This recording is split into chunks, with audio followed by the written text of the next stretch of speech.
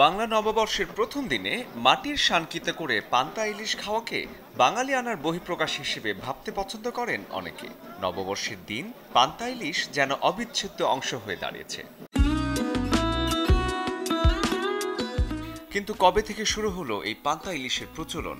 সঠিক দিন তারিখ জানা না গেলেও মধ্যযুগের চণ্ডীমঙ্গলে পাওয়া যায় পান্তার বর্ণনা।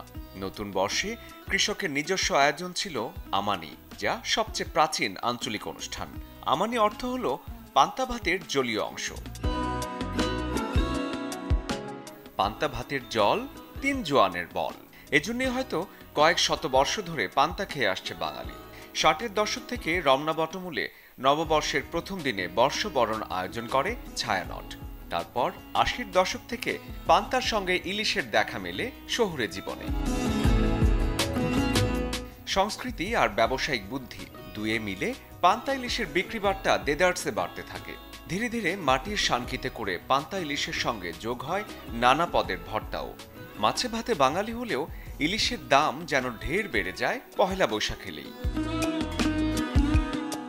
নববর্ষের আগের দিন চৈত্র সংক্রান্তিতে রান্না হতো শাক ভাত, মানে শাকান্ন। তবে পান্তা ইলিশ যতখানি না বাঙালির সংস্কৃতির দাবিদার, তার চেয়েও ব্যবসায়িক বুদ্ধির চমৎকার ফসল। তবে এক্ষেত্রে ব্যতিক্রম পান্তা। আবহমান কাল ধরে পান্তা বরাবরই ছিল বাঙালির রোজকার খাবার।